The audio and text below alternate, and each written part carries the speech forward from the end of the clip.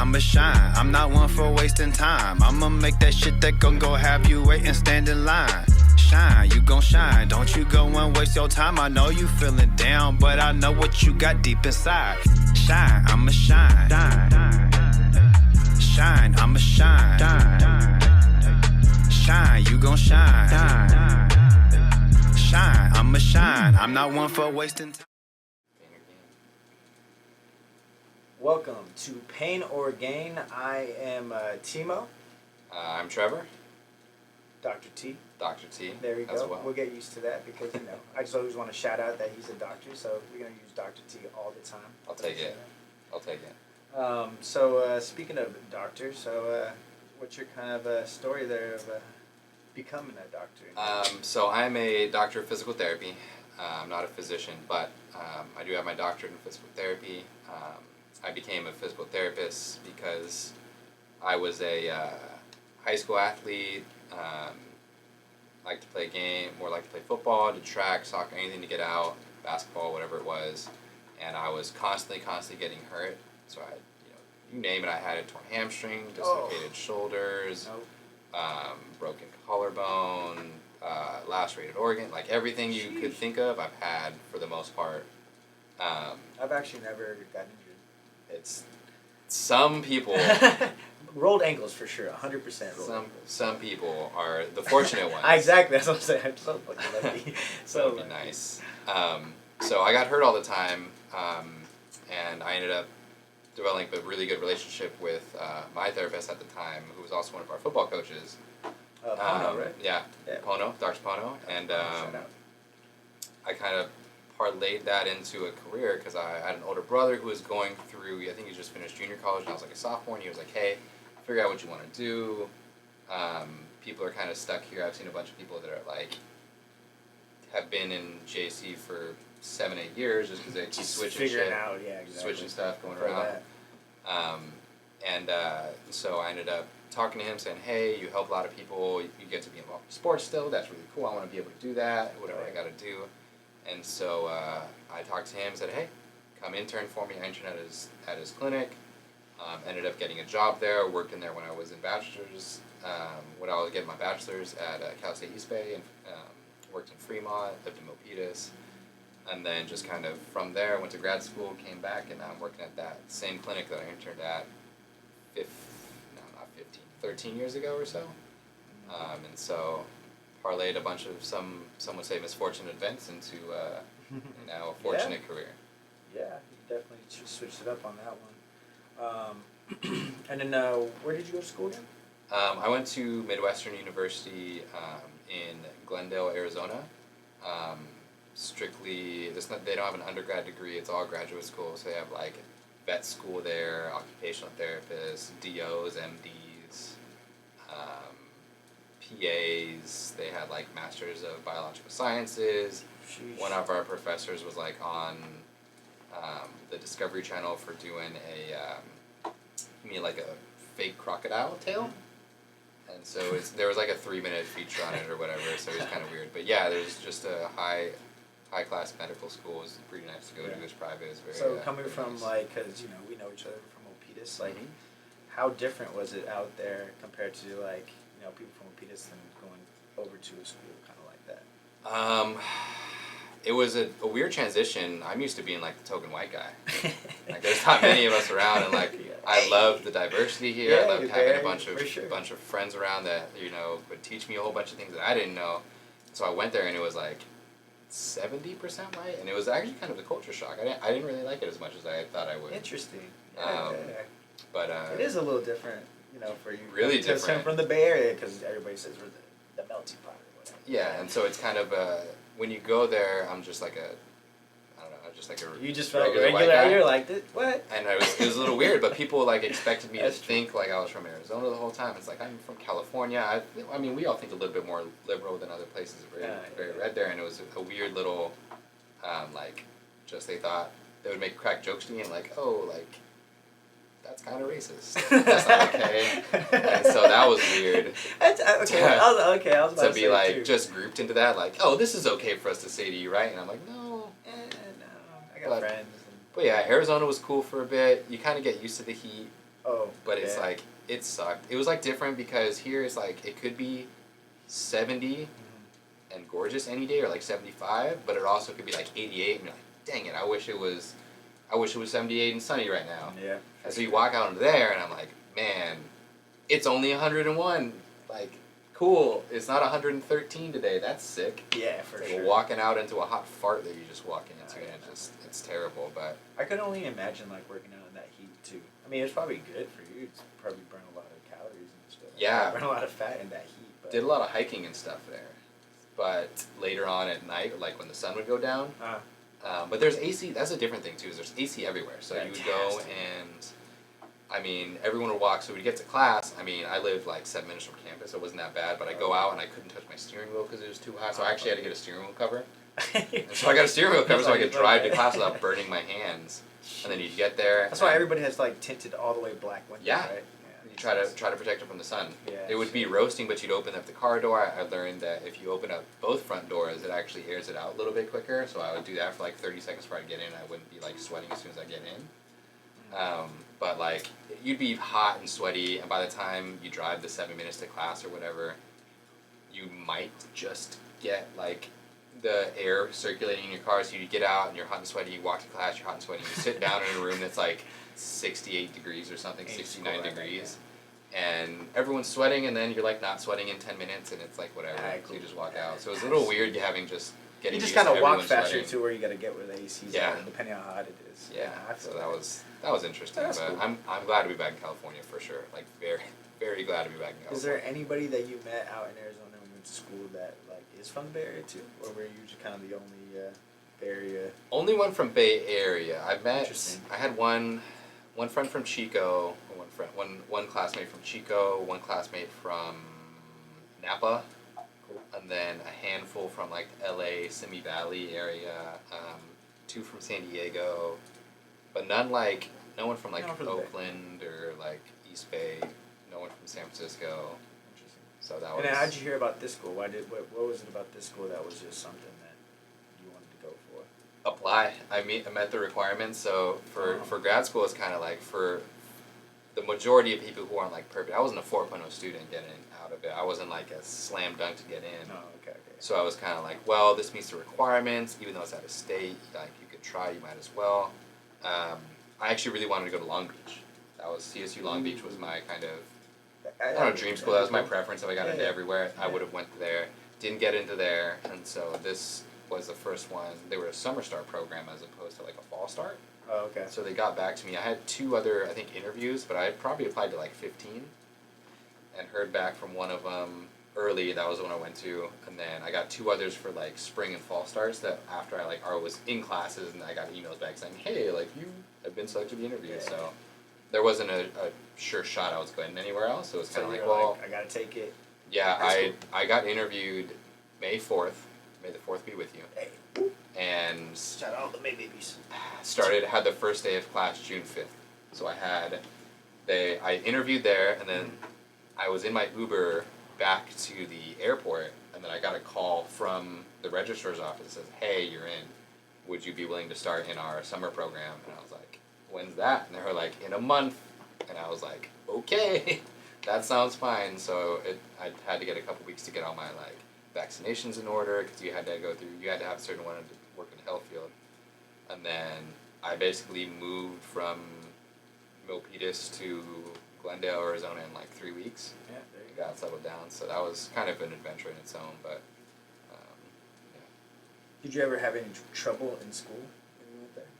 I did. So I got put on probation for a little bit because my GPA dropped below the requirement, and it was that was the biggest like wake up call I had. School was kind of easy for me when I was like in high school and elementary school, and like even undergrad was like I didn't have to try too hard, and I got over a 3.0. Oh, there you go. I had a 3.5 when I was in high school, and I didn't care too often. Like I was always good at school, but I never had to try that hard. Mm-hmm. So getting into grad school was learning to study and learning to retain information longer than 2 weeks to pass an exam was one of the hardest, like, biggest wake-up calls I've ever had, because I've never had to sit there and... That's a training I of don't the know. mind for sure. Yeah, this isn't common sense to me, this is tough. And so looking over things, and so spending so much time in that and like this mental exhaustion kind of studying all the time, go to sleep, wake up, go to class, go home, look over notes, study for the next class, read up on the stuff, and just like Because at this constant point, it's battle. like you can't fuck up. Yeah, You're you, like, you nah. can't. So you have to average over a B minus essentially. If you got an 82% in every single class, every single test, you failed. Sheesh. So you didn't make it.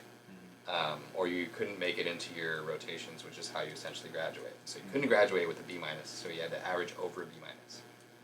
That makes sense. And You so want that your was people to be smart enough and educated enough. yeah, but I was always like, you know what, if I get a B plus, I'll get A's here and there, I'll get B's. Like I was chill with it, but I was like, this is a whole other animal. You're So like, that was really tough. That's when So did you end up raising it pretty high, or did you kind of? I got over, so that I kind of like put myself into high gear and got, I raised it back up to I think a 3.31 by the time I graduated from a 2.69 was the lowest I got.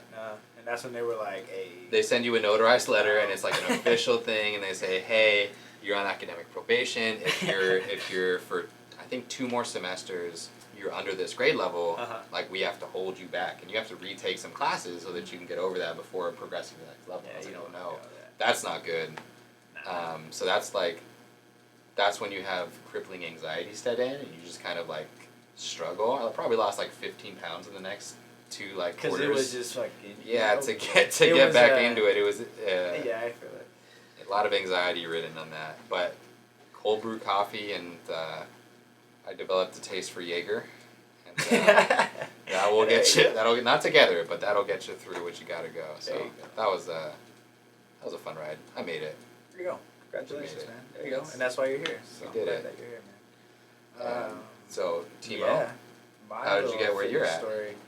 I guess it was always just I guess the first place I could start is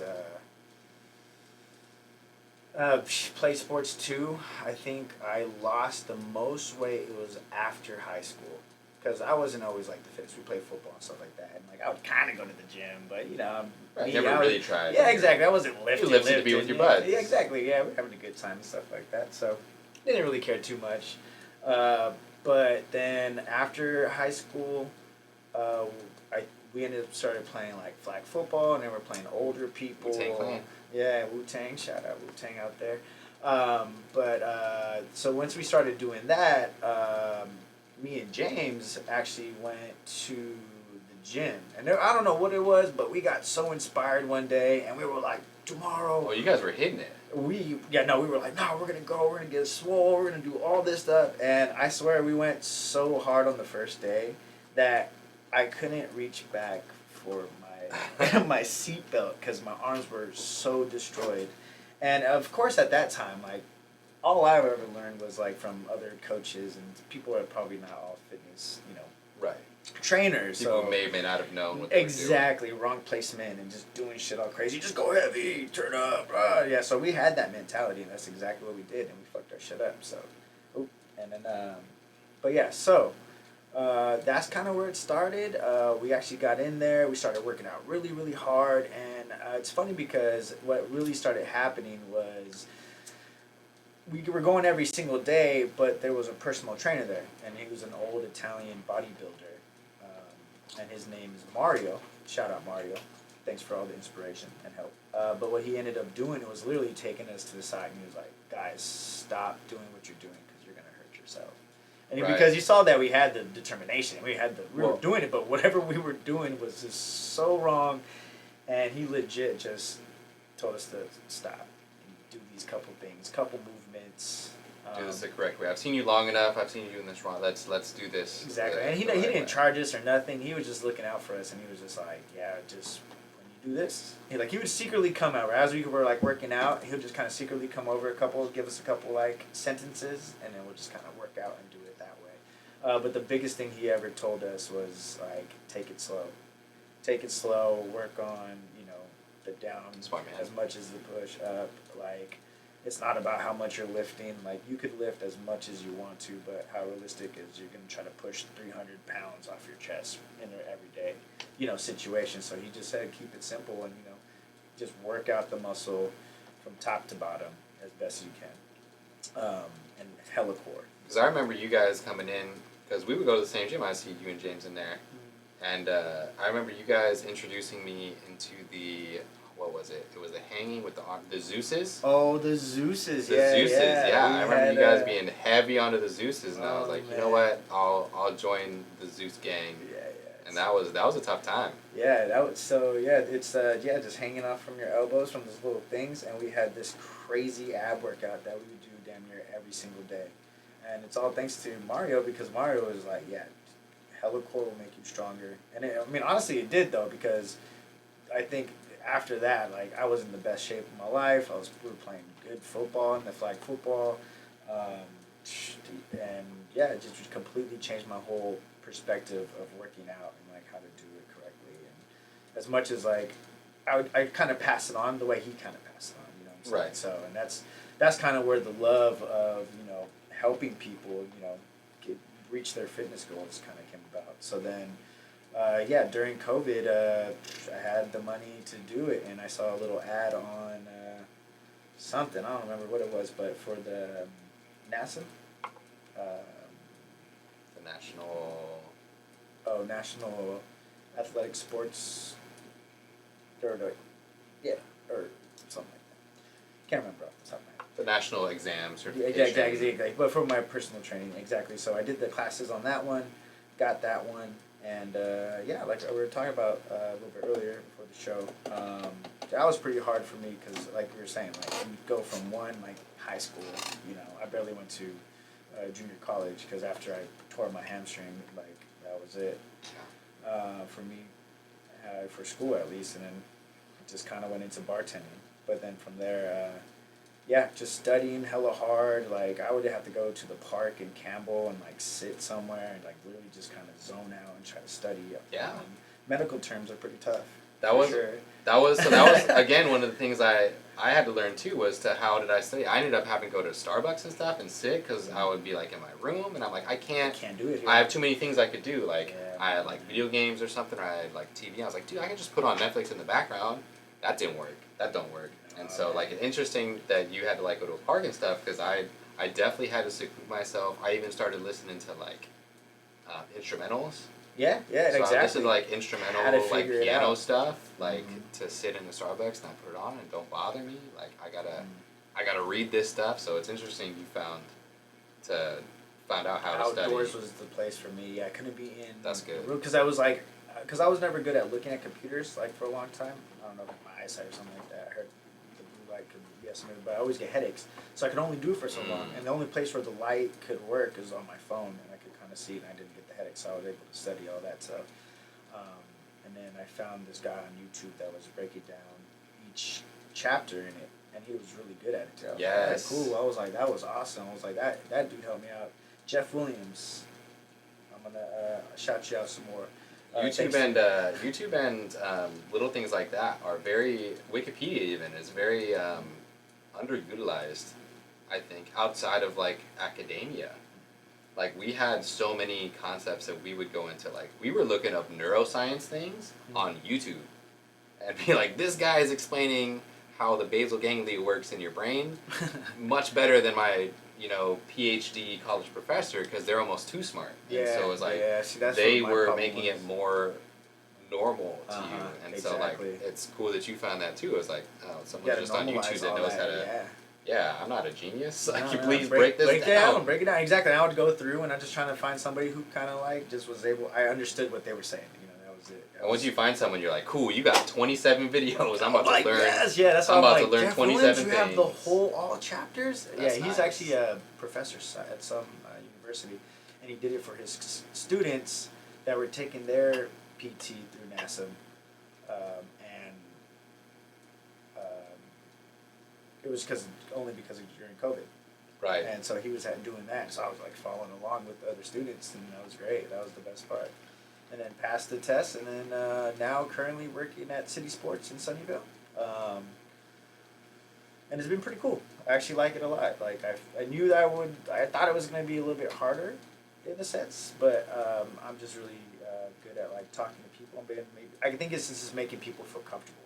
I think that's the biggest Yeah, thing for you have the good people. social skills. Yeah, exactly. And I think that Half the especially game. and especially when you're new, you're kind of like going into the gym. You're not knowing anything. You're kind of feeling uncomfortable. You might be wearing clothes that like covering more, and that's what one of the first things I've noticed too is like as I'm training people, like the first thing that people start doing when they really get into it is that they after it's like 3 weeks and they're kind of really pumping and feeling confident and going, they end up starting buying new clothes, getting haircuts, you know, really trying to take more of that self-care and that self-love approach just even more, and it's expanding and expanding. So I think that's the coolest part that I'm seeing, that people are growing, and not just like, hey, you're a squat, you're able to put 10 more on your squat. It's just more that you're growing as a person, you know what I'm Yeah, saying? Like, getting more comfortable exactly. in your own skin from that. Yeah, and I see, I'm actually working out a couple, and they're trying to get fit for their wedding. And it's really Aren't cool. we all? Yeah, exactly. That's the number one for sure. Oh, what are you trying to work out for? Oh, I'm about to get married. So I was like, all right, cool, makes sense. Got this Let's wedding get dress. Yeah, Gotta gotta get it shimmy in. in. So yeah, so that's been cool, and yeah, it's just I think it's always cool too. Is like when you have a workout partner, and you know, necessarily a trainer is just a workout partner. You know what I'm saying? Talk a little bit. The other person held you accountable. Get your stuff going. You know? Yeah, it's accountability, and that's kind of what people look to for like a trainer too. Is like especially if they like you, they're like, I kind of care what they think now. Mm-hmm. I have to be more accountable as opposed to someone I like. I can just get another trainer if I really want to. But if you're like a good trainer and you have someone that I want you to be proud, like look at what I did. Mm-hmm. Yeah, exactly. And that's got to be so just uplifting, I guess. Yeah, is, for real. is to see people that have that and that want to show you these things that, you know, maybe don't matter, but like, hey, I walked 20 steps without breaking a sweat dude, today. Hell yeah, You it'll ever be seen coming that? in like, oh yeah, I did this on the weekend and this like that, and that's what I'm saying. The growth as a human is just, you know, that's way more important than, like I said, how much you put up on your squats. You know what I'm saying? So, and I think that's where most people try to figure out like, oh, I got to jump on this scale and like, oh man, I only lost 2 pounds, but you're not really taking a step back and looking at the bigger picture that, you know, you're actually going to the gym. You're actually being conscious of things that you're eating now. Those little things, you know, those are just little seeds that grow into big trees, you know, later on. Just, you know, things that will push you to do more and more and get better. Yeah, which and is really cool. that's another thing too, is now that they're paying attention to more things, that's also a little accountability thing that they say, be like, hey, I haven't had, you know, if sweets were there by, it's like, I haven't had a fudge bar. I didn't even look at it. I walked straight by it in Safeway. Didn't buy it. That the Halo top, I didn't buy that. I kept it hidden, like stayed down on the ground, didn't look at it. Yeah. And that's the other things, like just holding something accountable. That was one of the things studying too, was I had a friend that I would always go to Starbucks with, and so we'd always go and we'd both have our headphones in.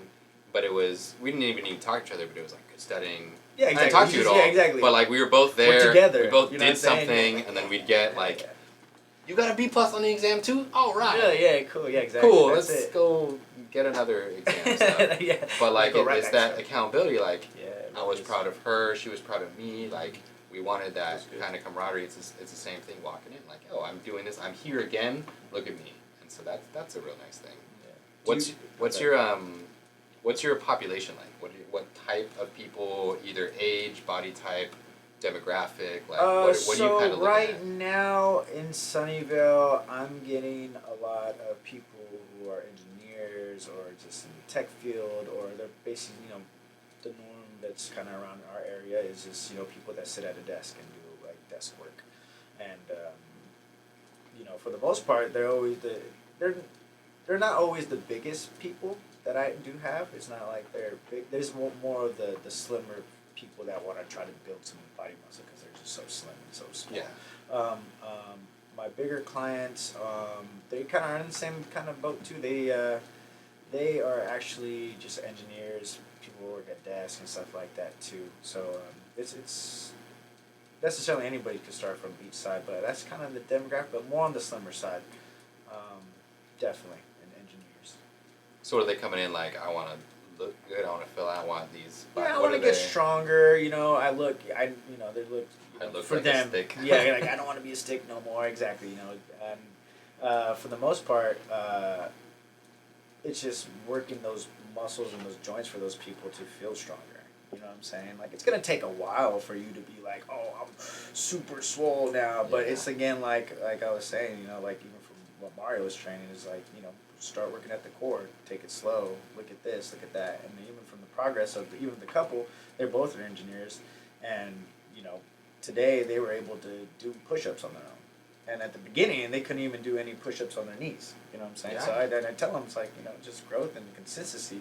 It's like a cool couple growth too. Like Exactly. that's to be able, like we did a push-up together for the yeah, first time, yeah, and we're yeah. growing in life. Like it's kind of cool. Yeah, exactly, which is dope. Yeah. But yeah, so that's kind of the demographic that I kind of get over there. At first, it was been pretty hard because at City Sports, you only get 30 minutes. So that's pretty tough. 10 minutes like intro and talk too, and it's like yeah, and I was trying to get figure people it to out going exactly. So in the swing.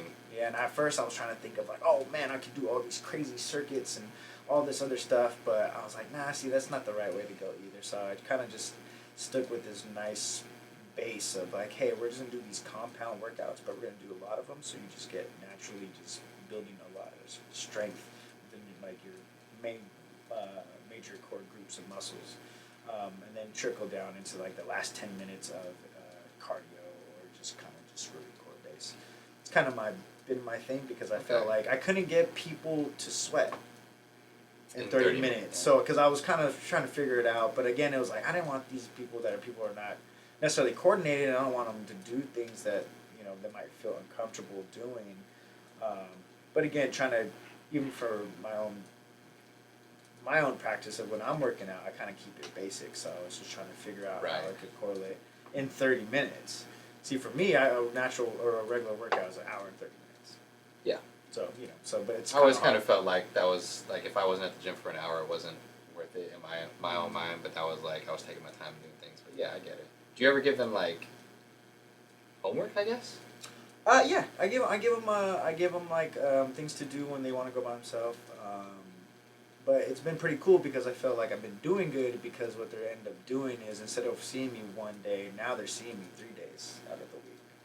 They're willing to, you know, pay because they have at City Sports, they give you a year plan. Okay. So that's why you get so many 30-minute things because either you can pair them together for an hour, but you have like 56 sessions or whatever it is that they So you can offer. split it and double it. Oh, so we split it out. So and you be can like, split it I'll up, do this, exactly. and They then want do you the to go rest at your of own it pace, and they don't want you to feel like, you know, you're only got a month. You know what I'm saying? So it's I see the vision, which I like. You know, it's pretty cool. And the cool thing over there at City Sports is that I don't do any sales. I literally just do what I want to do is train. That's kind of nice. Oh, I it's never dope. and doing like cold calls or like No. trying to be just I cringe. I don't wanna. Yeah, it's I can't a lot. do that. Yeah, like sales like you know, I'm okay without doing sales. I just really want to work with the people. If you don't want to be here, just don't be here. Yeah, exactly. It's okay. Just sell or just training the people, making them feel good about themselves, getting them in. It's kind of just the gist of it. So TMO actually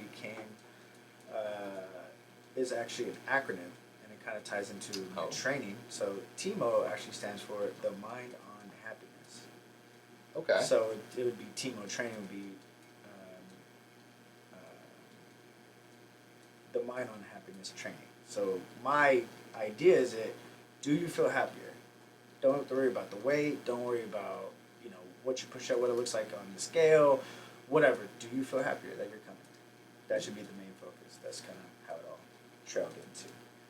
As the Interesting. TMO training. Yeah. I was unaware of that before just now. Nobody actually. knows actually. That was probably the first time I've ever told a lot of people. Outside insider information, everybody. Yeah, for real. Insider Yeah. So now you know what TMO stands for. But yeah, but that will also be part of what I'm putting together is TMO training shuffle class. Oh. Also another little Easter egg in Never learned how to do that. Yeah, see, but I can make it's kind of, you know, it's gonna be fun. Plyometrics, dance in the background. That makes sense. You know what I'm saying? You're shuffling, and obviously that's probably the best cardio I've ever got in my life. Even if you're in More one hip than Zumba. place, More hip than Zumba. Yeah, exactly. A little bit, just like taking the idea of Zumba in a sense, but adding my own TMO flair. So Drippy. That's what kids say, right? That's drippy. Yeah, drippy. But yeah, perfect. I think we're gonna go into our next segment. We did have some questions that people put up on IG. because the most part, what we're going to try to do is answer your guys' questions. So when you're in the chat, you're watching the show, or have any questions, please feel free to DM us anything that you need. I know we had something we were talking about, but that the TMO acronym might parlay good into one of the. I think we had a question on kind of anxiety. Yeah, anxiety. And battling that. Yeah, exactly. So, I don't know. Can you pull up the exact one? Oh yeah, so I have I don't here, remember what it said exactly. I have terrible memory. from my homie Mark.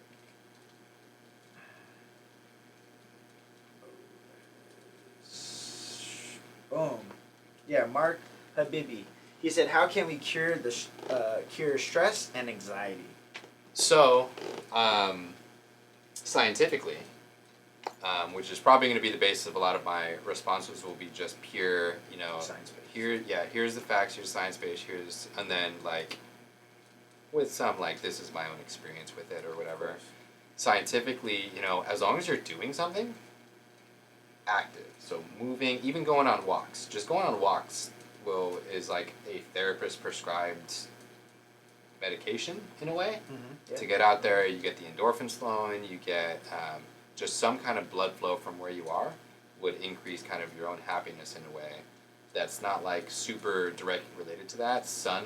Getting out in the sun is good, but I think the TMO acronym is a really good thing. Is, do you think what you're doing is productive? And I think that's what a lot of anxiety can be kind of into, is because my own personal experience with that was I got into like this, I wouldn't say crippling anxiety, but like to an anxiety to a point where I was functioning, but I was like dangerously functioning.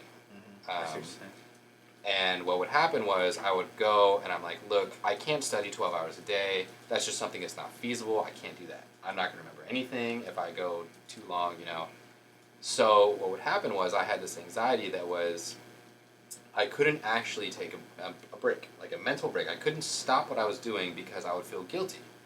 I'd feel guilty that I wasn't, meeting expectations. So I was guilty because I was like, oh, I couldn't study. I was guilty because I couldn't, I should be learning right now. I could be learning right now. I can get a higher grade on this exam if I feeling more kept. and more ashamed of what you were Right, doing, so I rather second than guess it. Yeah. And I think that's what a lot of people put into, other aspects of the life. And you may not recognize, I didn't recognize it at the time until I got a chance to step back, come back and reflect on, my time in school and where I've been, because, it took a toll. It takes a toll out of you. I, for sure, came out a much different person than going in. I was a Gryffindor when I came in for Pottermore, and I left as a Slytherin, for my nerds that know what that means. I had to take a step back, and this is why I couldn't stop. This is why I felt like I was always going nonstop. Yeah. And so I think doing something like going to the gym, getting, your daily walk in, or like whatever it is that you do, go rock climbing, or go play pickleball or tennis, or do something for just a set amount, even 30 minutes a day, to get your brain to like fully come off. As long as you recognize that it's a positive, impact in your life, then it's gonna be. Like, placebo, I always tell all of my patients, placebo effect is real. If you think something works for you, unless there is a legitimate anatomical, like, wrong reasoning for it to happen, do it. If doing this weird stretch makes you feel better, do it. Unless I think it's going to hurt you, do it. Yeah, for sure. And so always the safe. Placebo effect is really real, and I think as long as whatever you think you're doing is productive, that was what got me over that. I needed to feel productive. I needed to be able to go do things. And so what I did was I got out of the house. I went to go hike. And then on the hike, though, I would still get these rushes of anxiety. And so I would hike with, my classmates. And so as we were hiking, we were taught, like, hey, I read about this, like, cor pulmonale. Do you know, like, what are the signs and symptoms of it? What is it? And so we would, like, kind of test each other and quiz each other. But we'd be out, we'd be walking. I felt productive. I had, blood flow. I had sun with me. I was doing something. I was working out. And so that is what really saved is a very extreme word, but it, like, really saved my, like, mental state to be able to be okay. And so I think that's really important to understand, that you need to feel like you're doing something productive. And if you think going to the gym isn't productive for you, you might want to find something else.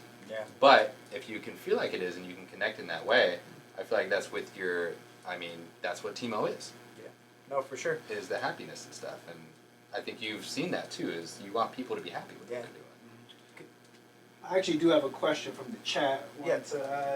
Yeah, throw it out. Slick Fargo asked, what can I do as a youngster to ensure that I won't need your services when I'm old AF? Thanks, Slick Fargo. Go ahead, you can start one. You know, one of the biggest things that I'm seeing with people just with old age is either you slow down or you have too much impact. And so those are two things. Slow down is like you don't do anything, or you're in a desk all day, just like your demographic is a bunch of desk workers. I can't tell you the percentage of patients. It's probably 20% at least of I just have people who are in a desk all day and then their shoulder hurts, their back hurts, whatever from doing that. Yeah, they got that hunch over, everything like that. They don't go out, they don't go walk, they don't go to the gym, they don't do these things. And so that, or they're torn up from being, we call them weekend warriors, is you'll go and not do anything all week, or you work your desk job, you work your 9 to 5, you work 40 plus hours a week, and then you go and play 6 hours of basketball. Yeah. Which we're all guilty of doing at least one point in our life. But then you'll tear yourself up because your body's not prepared for the beating, and then you take the next day to recover, and then you might be sore Monday or Tuesday, but you don't really You're notice still not it. gonna do anything anyways. But you know you're going to be good next weekend, so you don't care. Yeah, So you're like, I'm not doing anything until next weekend, it's fine.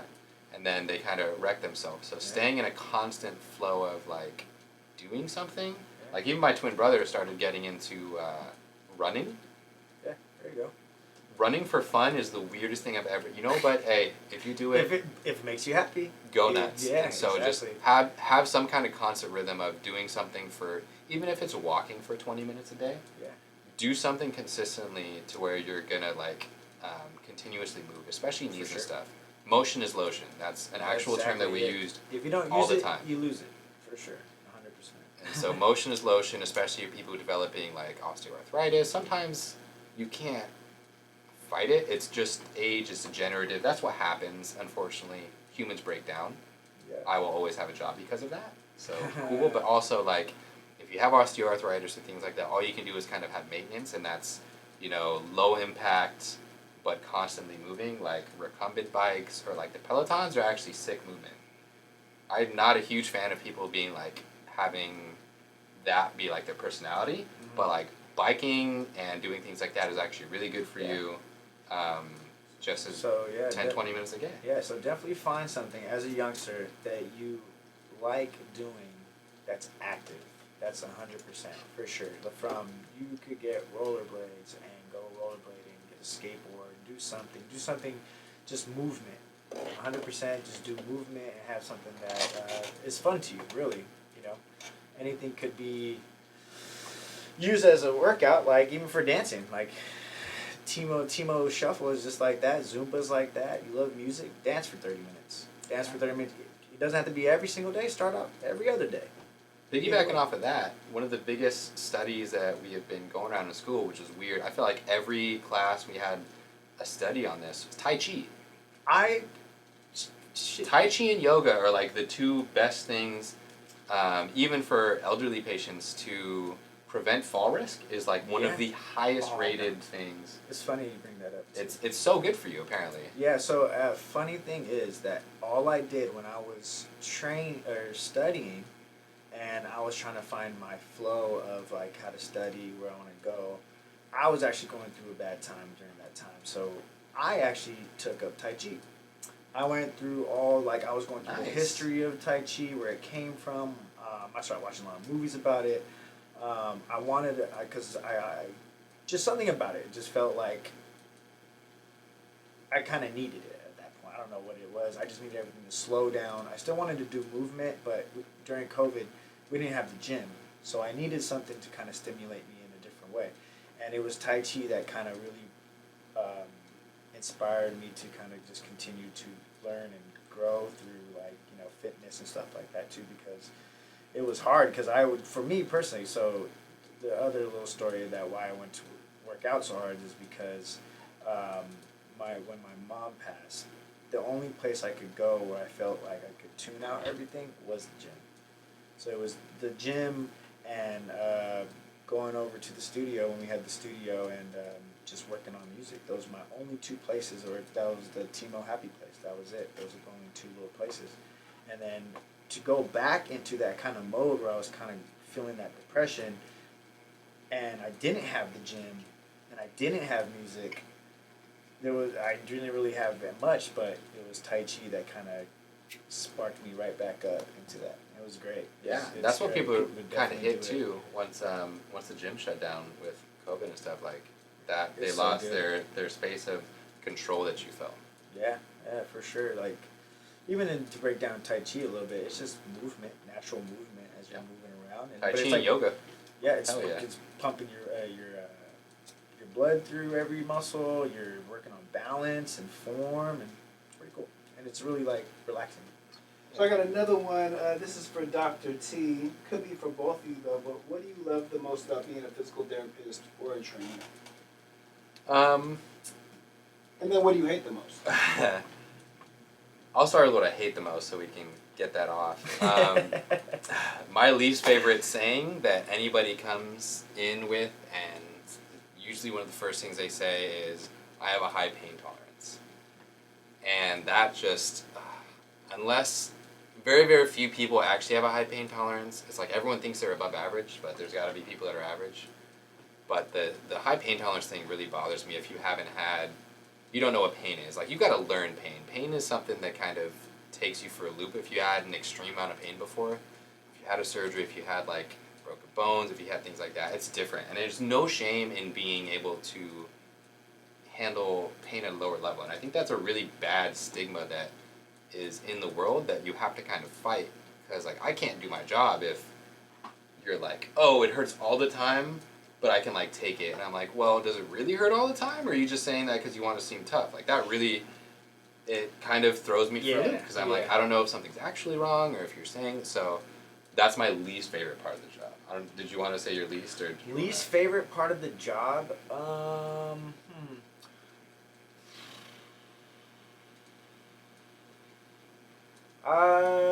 Least favorite part. I think just for me personally, just everybody always just cares about too much on what the scale looks like. It's always, oh, I lost a pound, oh, I lost a pound, oh, I lost. It's like right back into the TMO things. Like, but do you feel happier about yourself? Like, it's cool. Like, people get so fixated on that. I think maybe that's just more of a thing. Just with society, I guess I hate the most too. Well, I think with your demographic too, if you got a bunch of tech guys, that's an objective measure. I can physically see these numbers. Yeah. I might not be able to see like my roundness or my. Yeah. So I think that's like, but that's like a human Yeah, exactly. error or deficiency, I guess. Yeah, so that would be my least favorite. Yeah. Actually, guys, we'll get back to that, but I have a specific one that I'm actually interested. Slick Fargo again asked, how do you tell if a personal trainer is really trying to help or just getting regular payment sessions? That could be for physical therapy or personal training. He said PT, so it could be for both. Yeah. Mine is short. I'll start. I'll let you finish that. Yeah, for sure. If you get a PT and they don't, which one should I look at? This one? If you get a PT and they don't tell you how to fix your problem on your own and keep making you go back, same thing for chiropractors, same thing for, occupational therapists, whatever they're going to. If they don't try to give you something to manage your symptoms on your own, find another one. Yeah. My job should be to never ever see you again, except for when you come to say hello and tell me how great you're doing. So, that's that. For me personally, are they spotting you? Are they physically making sure at every moment checking out your form? Because some trainers, they're just there and they know regardless of what they do or tell you to do or how you're doing it, they're gonna get they're getting paid. So, and I think that's what I've seen the most is that people just don't look like they're passionate about actually physically helping that person. So, and like at least bare minimum as any trainer, you should be spotting your people and actually helping them push to that next level, because that's the only way. For me personally, I have a gym partner and it's all dictated on how much he helps me push myself. So if he's not pushing you correctly and helping you with that form and helping guide you up and getting it through, then probably not the PT for you or a personal trainer for you. For sure. You could definitely tell. He said, makes a lot of sense. Thanks, guys. Now let's go ahead and go to what your favorite thing about being a therapist or trainer is. Shout out to Slick Fargo, by the way. Yeah, shout out to you, man. Good questions. Keep it rolling. My favorite thing is just seeing people get haircuts and people wanting to look better and people actually being consistent. That makes me feel like I'm doing my job, and I think that's the key point of that. And again, it's like, I want you to stay with me forever, but you're going to learn so much from me, and I'm going to educate you so much that probably in 3 months you're not going to need me. You're going to just go on your own and just continuously do what we already been doing, and that's okay with me too. I got a couple things. One of the main reasons is I want to see people do what they want to do. One of the main reasons I got into it, I don't never really like being super center of attention around everyone. I didn't need to know. I coach football too. That's like a thing that I do. I like to teach. I like to kind of give, but I don't care whether you. Not that you like me, but I don't care that you know my name. Yeah. I would like to see you get better. Like any of the kids that I coach, I still follow them if they go off to whatever sports they're doing. Sure. If they're in college, some in the NFL now or something. Like I want to follow you, and I want you to do well, and I can kind of take solace in knowing that you do well without me. And so, like, seeing a patient in the real world, like, just walking through the store normally or whatever. Yeah, because it's different for you, because they come, broken. Broken. They come broken, and it's like, he's walking straight, and he's wanting to walk straight. And to see, and it's also seeing how determined they are. I think that's another good thing I love about it, is like, when they really are pushing themselves because they really want to get better, I think that's a gratifying. Seeing someone do something they're passionate about is unbelievable. That's probably one of the best things. It feels so good about it. It's just like, you don't get that from anything else unless you're helping somebody and they feel better. You're actually making helping somebody feel better. Yeah, so, like you can see it. Someone's fitness journey, in a sense, is like so. It becomes a really big part of your life, especially if you make that change. You're like, this was one of the turning points, and you're like a part of it. Yeah, you're part of their life now. Yeah, you are somebody part of their life, and for you it's a little different because you could be with somebody very short. Or you could be somebody very long. Yeah, I remember talking with James about this too, because he's had, an extreme surgery before, so it's being in that, like, that's a really, like, how you have a song that really reminds you of a time. It's like, oh yeah, this was on during these months. I remember doing it. Like, if you had ACL surgery, you're with me for like 6 months. Yeah. Like I become an integral part of your life, real, and you're seeing me twice a week, sometimes 3 times a week. Exactly. And so. But, like, back to the question is having someone come in and be like, hey, I did a stare. Having someone tell me a small thing that isn't really minutely important if a regular person told you that is, like, one of the most gratifying things. Be like, hey, I remember I had a patient who I was actually friends with them prior, and so they had my number and they would text me and they'd say, hey, what number do you want me to hit for, like, how far my knee can bend? And I was like, hey, or what number did I get again? I want to write it down on my journal or whatever. I was like, hey, we hit 117 degrees, like, 120 is, like, functional, that's where you want to get at.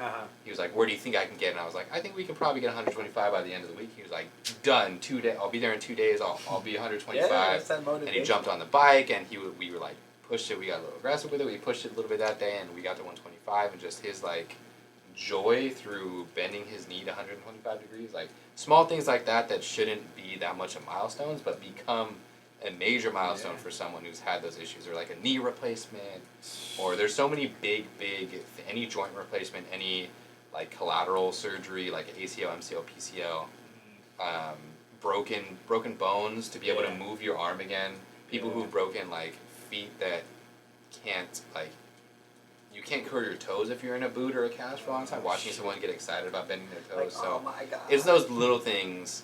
But like, there's a bunch of those little things that I can see of, like, I bent my toes by myself today. Like, that's seeing those small things, or seeing someone get excited about something like that, because I'm excited about those. Yeah. But to see someone else be able to, like, compartmentalize and also be excited about that is sick. It's one of my favorite things. Yeah, I think it's pretty cool too, because I didn't I didn't realize it, but I kind of started noticing that. Like, when I see my clients, like, really working out, it gets me motivated. Like I feel like I want to work out. Like even though I hit my whole session earlier in the day or whatever, but when I see that, I'm like, oh man, I need to hit some push-ups with y'all or something. It's a cool moment. It's definitely a cool moment. It was like your couple that did like their first push-up push-up, together. Like that's gotta be like, take a picture. We did it. Hey, Yeah. standing up. But yeah, that's probably one of my favorite things. Yeah, it's definitely a good, heartfelt job for sure, 100%. And I think that's the first thing that kind of came to me about it. It was just like, I can do this. Like as you said, you like coaching. I like coaching. You have another question? Yeah. So Chetzel Co. Shout out to Chetzel Co. Shout out. Kind of a statement, kind of question. Got a torn ligament in the MCL. Uh-huh. He does. That's gotten worse. Repeated injury once or twice a year. It'll slip out and keep me off my feet for a few days. We have anything for him? Brace up. Go see a doc and start getting some PT. You just want to be careful if you light it up. You don't want to. I don't want to. I'm not your doctor or anything, but like if it gets flared up, you gotta be sure to listen to it and go ask your doc specifically because there could be some other things going on in there. But see if he wants you to do like a medial unloader brace. There's hundreds might be exaggerating, but there's a lot of different types of knee braces you can get, patellar unloaders, medial lateral unloaders for certain people. And is that for like more like an everyday kind of thing, brace? It can be depending on whenever it bothers you. If it bothers you for while you're just walking, like yeah, you could wear it as you're doing things to keep kind of stability and stuff. You don't want to have to be relying on a brace, but sometimes like life happens. Yeah, exactly. You're gonna go on a trip or something. But yeah, but that's safe. if it is continually flaring up and it turns into like a chronic thing, you'd want to get like some kind of treatment onto it to be able to at least self-manage it. Because even like a consultation, because a lot of people can't afford. That's one of the things I'm running into is one of my least favorite things that I didn't mention actually is dealing with like insurances and stuff and workman's comp, private insurances, and I've gotten patients that they've been like, hey, workman comp gave me 2 visits with you. Or 1 visit, a consultation. I'm like, you have X, Y, and Z. Like, I can't fix that in One a session. visit. Yeah, so I see what you're saying. but there's some things where you can at least educate them on. And I know I've had a patient come in and just talk to me like, hey, I know I have 6 visits, but I can't afford this. Yeah. What can you do for me? And so you can go in and at least get a consultation, get education. Here's a home exercise program. Can you build me something? And can you like give me a progression in like a couple weeks? And that's something that your physical therapist should be able to do. And if they're not, they don't care very much, but just get some kind of progression for that. So Chetzel Co. did say, the docs keep sending me home with PT homework and a knee brace. So it looks like covering some of that still happening. Probably maybe. What would you say? Anything more to that? PT homework and a knee brace, kind of. I mean, like I said, that's what I would have at least prescribed at the beginning if you can't get in there to get continual treatment, but. If it is really torn in MCL, then you're going to have to get surgical interventions. If conservative management doesn't work, a surgical intervention would be kind of the next course of action. You could look into getting something like a PRP injection, platelet-rich plasma. What they do is they take your own blood, they put it in a centrifuge, and then it actually pulls the blood cells and the platelets back to the back of it. They take the rest of it out, and then they inject those back, so it's like a focused blood cell thing. You could look into that, talk with your doctors about it. I should not be a one-stop shop for this. Talk to your doctors about it, say, hey, I read up on this or I heard this. That's something they can do. Cortisone injections are a thing. You don't want to get too many of those though, so I don't really like telling people to do that. That's actually my brother gets cortisone shot because he has a spinal fusion. You don't want to get too many of those, but like you gotta do what you gotta do sometimes. Yeah, so no, he said the pain is like, gotta do what you gotta do. Yeah. You kind of answered his question because then he had said, my core question is, should I push for surgery? So we could maybe be in that territory. Yeah, if it keeps coming up, I would definitely recommend it and look into it, especially if like conservative matters like PT hasn't worked out for him. Then I would, as much as I would like to say, I'm a very success story of I've had like dislocations and torn ligaments and things that have been non-surgical management, and that's kind of why I fell in love with this profession, but it's not for everybody. I've definitely had patients where we've had, we're going to try conservative, here's, 12 visits, or come in for like 8 visits or six visits or whatever it is and try this, And I've had to stop there and be like, look, you can keep coming, but I don't think this is going to get better. So we need to kind of take a step back. And I don't want to waste your visits or waste your money or do this. So Yeah, exactly. There's been a couple. I do know a couple recently in the last couple months that I've had to like take a step back and be like, look, we need to get another consult on this, or I want to get another MRI, or I just don't know. This is outside of my scope of practice. Yeah, yeah. And I think at that point it's going to be outside of just conservative management, what we can do with it. My man Slick Fargo is back. He wants to know if the back and neck cracking TikTok videos actually help or are they all cap. He's talking about Kyle Crackery. So I see those, and a lot of those are fake cracks. Cracking your knuckles in a way are like not bad for you. So there's actually a guy that did a study with he cracked his knuckles on one. I think I was telling you earlier. My niece told me this. Yeah, so he did it for 60 years, and they finally did a thing on him. There's a story of this guy, and I thought it was like a joke when I was hearing about it. But there's this guy that cracked only his left hand for 60 years because he was tired of hearing like his grandparents like, you're gonna get arthritis, or your knuckles are gonna be the size of Jupiter, like whatever. Because that's obviously what grandmas say apparently. But so he did it, and they took X-rays. Nothing's wrong with either hand. So cracking like your joints can be like fine if it's like on your hands. Cracking your neck and spine is a little bit different animal, just with the shifting with it. A lot of those are fat. Not all of it is cat, but a lot of it is. There's certain joints that you can manipulate and get those cracks constantly all the time. I could probably have 90% of the people walk in, and I could do the whole like hand behind the head, down in, and exactly. And I could pop them. I get those. No matter what. Those I usually my dad always used to give us. We can do all the time. Like it's a little. Hey, crack my back. Everyone at this point is in like desk jobs and everything at this point. Yeah. I can probably flip someone over and just lay down the lawn, get a couple cracks here and there, and it's like they might feel good for a bit, but back to the point is like if you don't change what you're doing, you're just gonna have that done again. So like it's cool if someone like really cracks your neck or really gets into it and does that, but like if you're doing the same exact thing you were doing yesterday or for the last month and a half, you're gonna do that again. Same muscles will be tight and everything. But like maybe to the point of the actual question, some of them are fake, some of them are real, but some joints constantly crack. So that's kind of the main is. I wouldn't trust it. Yeah. Just like don't trust everything you read on like Facebook or anything. Don't trust everything you see on TikTok. Some of them are good because I've had like my girlfriend send me some things and she was like, oh, like this, and I was like, I want to dislike it because I don't know if this person has any actual medical knowledge, but no, this is really good. You should do this. This is fine to do. But I would stay away from trying to crack yourself. Don't. That's a bad idea waiting to happen.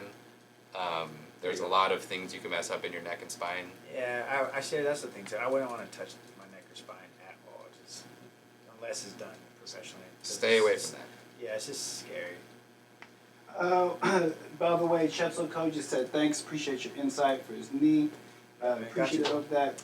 Next question is for Timo. I got this earlier. What is the right way to do a squat? We were talking about this, and I guess for the most part, I think the basis of what we were discussing is kind of before you even do any type of squat, because there's all these different type of squats that you could do. It's basically kind of what's your focus and what's your goal of why you're doing this squat. Because again, foot placement, your knee placement, the elevation of what you're doing, it all dictates and it moves a certain type of muscle in every type of form that you're doing it in. Me personally, I kind of keep it very simple, and for the most part, I always tell all my trainees or my clients, whatever you want to call them, to push off through your heel. That is the biggest thing. I don't like the knees going past the front of your toes when you're kind of squatting down. I try to have them focus as if they were like sitting down in a seat as much as possible. And I always have them put their arms in front, just to kind of keep a little more stability and keep that arm straight. So for the most part, sorry, I only have arms here. There's the screen there. Cool. So arms straight up, and it's as if I was gonna sit up on this couch.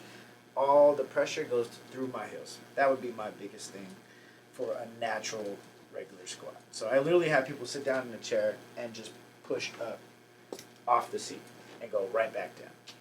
And try not to use it as much as your back.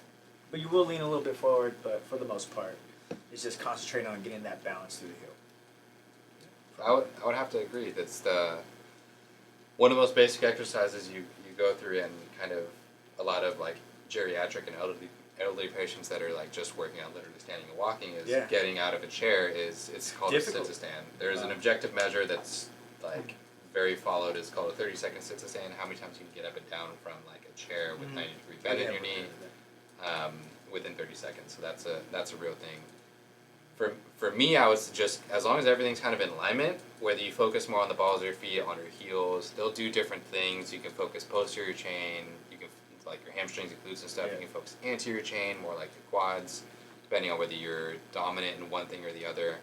It would be very, very case specific, but as long as everything's in alignment and your knees aren't in a valgus form, which is like when they're bent in, like if your feet are wide and your knees are touching, as long as that's kind of not happening and it's more like kind of straight up and down through alignment into your toes, feet shoulder width apart relatively. I really try to tell people not to bend their back though. I don't know how that. Keeping a neutral spine would be the exactly, because people bend over so much as they're doing the squat, like the whole weight. I really don't have any of my clients put weight on their back.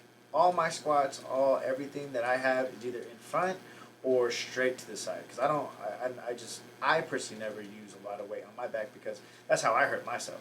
So ever since then, I just kind of worked out more dumbbell strength and just maybe more grip. It just requires more grip, but it's been safer for me, and especially because I play so much basketball that I can't have any wear and tear because I already have enough. Yeah, I love that. As for a lot of people, especially getting older, you're gonna have disc problems regardless. I can't remember the study, but it's like, I want to say there was like 20 some odd, I'm forgetting the number, but a oddly high amount of people over the age of like 30 are going to have quote unquote degenerative disc changes in their back and may not feel a thing. Like you could scan all of our backs in here, whether we have back problems or not, someone's going to find a partially bulging disc somewhere, just because that's humans, and your body is good about forming around it, but like keeping that bent lower back is not good for any of that, and so keeping like a neutral spine posture is also a good thing. Yeah, that kind of also reminds me of another question I had from Alpha Female 2.0. She was asking me through the chat, should certain type of workouts? Oh wait, I mean she worded it better than I would kind of remember off the top of my head. Shout out to Alpha Female. Yeah. Thank you. Is there different exercises that someone should do according to their body type? And I recently have learned that this is, very true, that you should, because some people, are slimmer and some people are bigger. And for my bigger clients, there's certain workouts that I won't have them do because I just know that it probably make them feel really uncomfortable. So depending on your body type, try to stick to what makes you feel comfortable as much as possible, because there's a lot of things like we're talking about right now, just TikTok makes you want to do all these crazy movements and you don't know if they're doing it right, but the person who's doing it looks really good and that's where you want to get. So that person probably took years and years and years of developing their body so that they could do that and do those type of movements. So going right back into the Mario, just keeping it basic and just kind of finding what you like, certain movements that makes you feel comfortable. I think that's a key factor, especially on body types. What do you think? Yeah, I would agree. Very depends. Like obviously, you want someone to feel comfortable doing the motion. So if someone's very large, I might stay away from more of the bouncing. Yeah, exactly. I'm not gonna have you do box jumps. So so there's certain things like if you're smaller. Do more weights above your body weight for that point for strength gaining, but for someone else who's just having trouble, I get tired walking around or something like that, someone who's a little bit bigger, or just wants to be less tired, Yeah. working through with your own body weight, but doing a little bit more of it. Maybe not necessarily cardio, but all right, we'll do sets of 30 for whatever we're doing instead. And it's going to be body weight. It's going to be this, going to be that. So definitely there's a rhyme or reason to it, but it's going to be very like, what's your end goal? Like, what do you want to do? Yeah. Someone could be skinny and they want to get stronger. Well, we're going to put a little bit of weight on them. Then we could have people that are kind of larger that are just like, I feel weak all the time. We might add a little bit of weight to it, so it's going to be a similar, but ways. if someone's bigger but wants to lose a bunch of weight or do whatever, or do these other things, or they just want to be more comfortable in their skin, it might be a little bit different than someone who's just, I just don't want to feel this weak. It's going to be a little bit of focus. So it's more a little bit of your body type and a little bit of what you want to do. Yeah, That's your exactly. reason. Yeah, and I think also too is just like for people who are in the bigger part of their fitness journey, actually she asked about it too. It's just like, I don't like cardio. I don't like running around. I don't want to ride on the treadmill. Preach. Like, I feel it.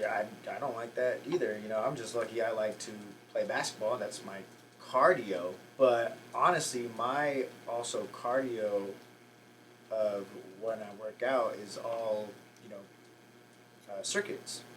Because that's what helps me get my heart rate up. And that's the best way to do it.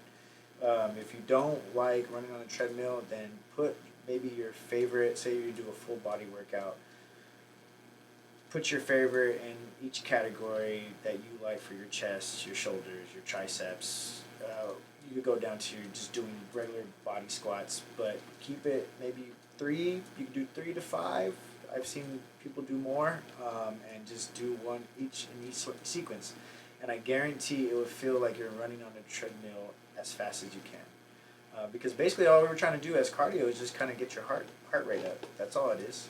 So any way that you could kind of move faster or just kind of really concentrate. I actually do static holds a lot too, that I've recently felt like that's been kind of pushing my clients' heart rates up, is to kind of have them during a squat as we do 10, the last 5 you're going to squat, hold for 3 seconds or 5 seconds, depending on where they're at that moment. Maybe it might be shorter, just kind of seeing, each case is different. But that will also, make you work a lot harder and keep your heart rate up, which I've recently found out. Yeah, any of mine, I dislike heavily cardio and stuff, but keeping your body, to put it more scientific, but in the same thing, is you want to keep yourself in you have aerobic and anaerobic in how your body expels energy. Anaerobic is the lack of oxygen. Aerobic is oxygen. Anaerobic, you got about 8 to 12 seconds, and then your body has to recycle it, essentially. For those who remember high school biology, you have mitochondria's powerhouse of the cell. But you use what's called ATP, so adenosine triphosphate. Your cells use that up, and it becomes adenosine diphosphate, so you lose a phosphate. That's the exchange rate with it. That's how a cell performs an action. That's how a singular muscle strand gets contracted. You got about 8 to 12 seconds of that. This is why you can kind of like get up and walk without getting heavy breath. You don't have to breathe too hard. But the anaerobic or the aerobic is oxygenated. So what you want to do is expel your anaerobic and keep it expelled. So you want to just continuously do something, and that'll keep your heart rate up. That'll keep you going. Using that, it's called the Krebs cycle, where you use the aerobic capacity of it, and you want to keep using oxygen.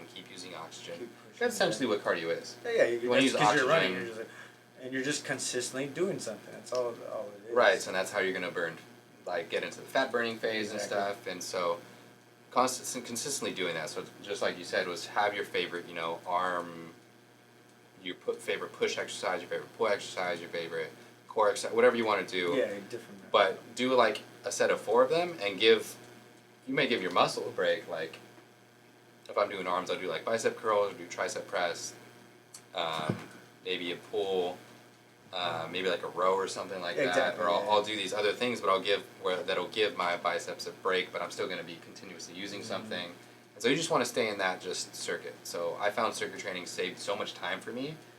Yeah, and I can kind of get it out. I could work solidly for 15 minutes at a time, get 4 workouts done and kind of like be like lackadaisical for the rest of it. Like, oh, like that was fun. I'm gonna go get some water. I'm gonna go do whatever. Yeah, for sure. But keeping that just circuit training's awesome. Best way to do cardio without having. Yeah, and then there's a lot of other stuff that people be doing is like HIIT and then CrossFit stuff. You know, it's kind of all around. We can cover those if people ask questions about that. I have opinions. But. Yeah, exactly. Me too. So, you know, we can save that for the next show. But for the most part, I think this is about it for episode 1.